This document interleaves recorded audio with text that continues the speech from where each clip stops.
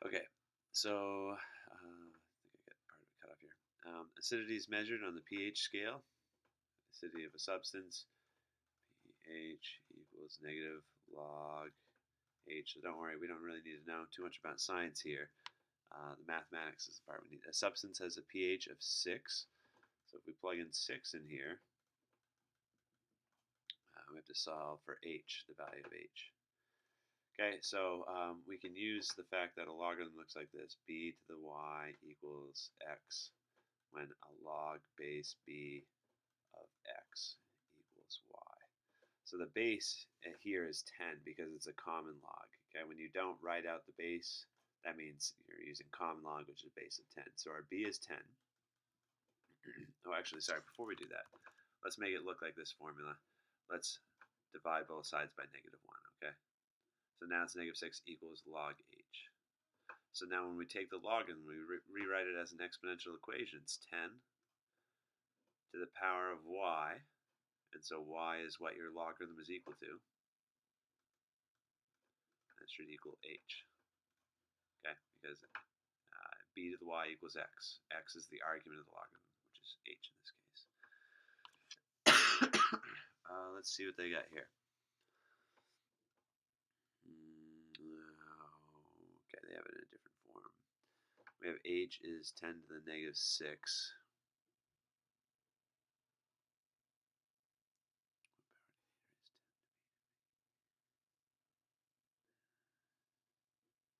That's not it. H equals.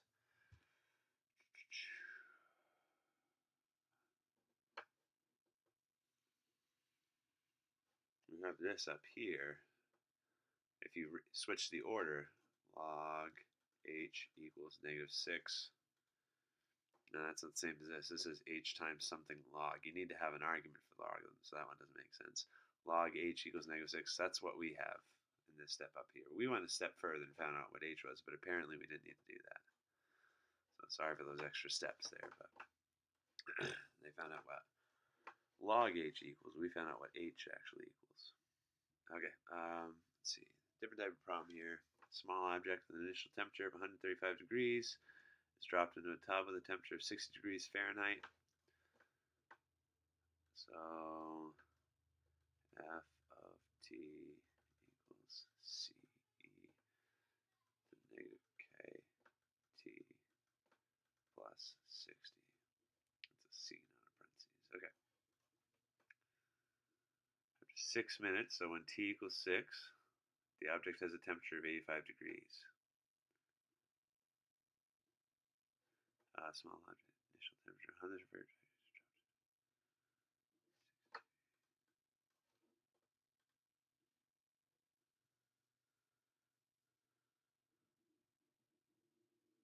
F of t, I think, is the Fahrenheit temperature after a certain amount of time. So they're saying after when t equals 6, the temperature is 85. So we're going to plug 85 in here for f of t, and we'll plug, we got c e to the negative k times 6 up here. Okay, so there's two problems. There's we can't solve because there's two letters in one equation. But we can go back to the very first part. It says a small object with an initial temperature of 135 degrees Fahrenheit is dropped into a temperature. So what this means is initial temperature of 135 degrees when t equals 0, f of t, which would mean f of 0, when time is 0, the initial temperature, the whole thing should equal 135. Okay, so we can find out what that C is by plugging 135 in for the temperature for Fahrenheit. That's C. Now this is going to be E. Now look, negative K times 0 is just going to give you 0. And so that's an equation we can solve. E to the 0 is just 1. So this is C plus 60. So there, now we have our C, and we can go back to that original equation and solve. 135 subtracted by 60 gives us 75 for C. So back in this equation that we were trying to solve, we got 75 for C, and then negative k times 6, that's negative 6k.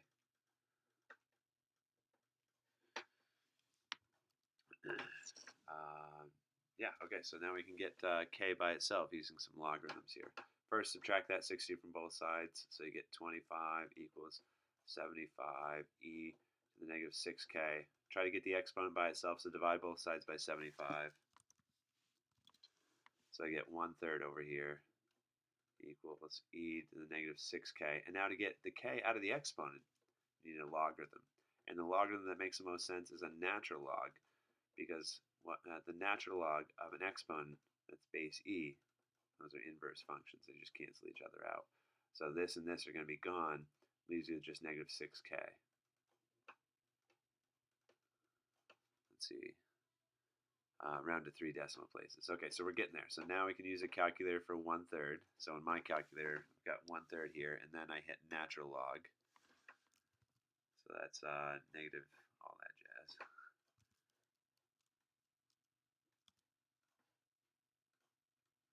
And then equals negative 6k still.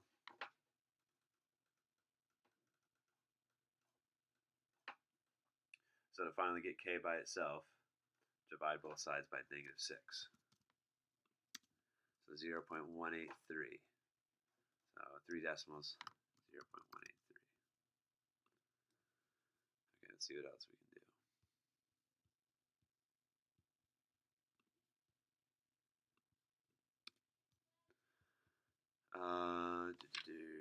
This is the same type of thing, so I'm going to skip this one, try to find a different type of problem to do for you. Same steps as the last one. What else we got? Express an exponential model base E. Choose appropriate model for data.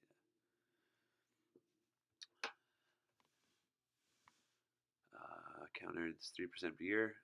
Beginning balance is $150. So they give us an equation. Log base 1.03 E over 150, where T is the time in years and E is the ending balance. We don't know the ending balance. The account was opened for 8 years. So what was the ending balance? So 8 is a time that goes in for T. A couple of different ways we could approach this. We could break this up using that division property of logarithms. I don't know which one would be easiest to see. Maybe I could try to do both. But another way of writing this is log 1.03 e divided by 150 equals 8. Okay, so in a logarithm, we call the base b. We call the argument x. So in this case, our argument is e over 150. And we call the result y. And when we have that, we can say b to the y equals x. We can rewrite it as an exponential equation. Okay, so our base in this is 1.03. Our y, what the whole thing equals, is 8. And our x, yeah, this is going to be an easier equation, is e over 150, that whole argument. Okay? So 1.03, raise it to the 8th power, and then multiply both sides by 150, so we get e is 190. Let's see. Round to the nearest cent, 190.02.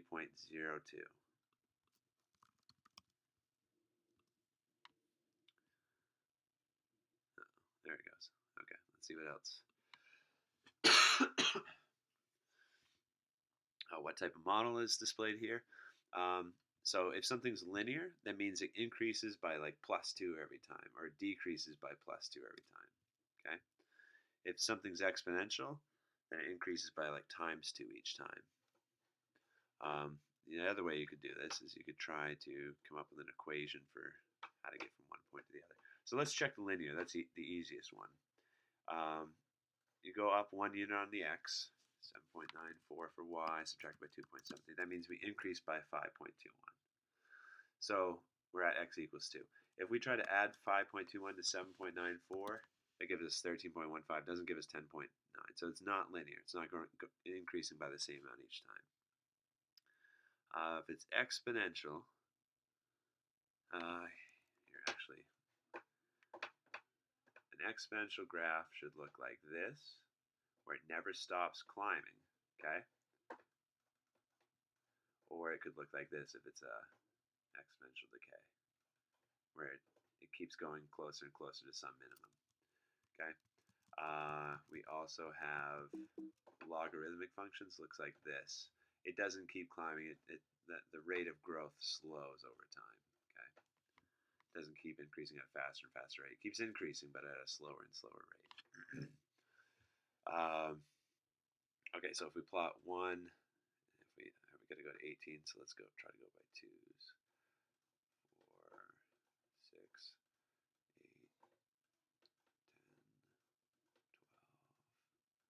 14.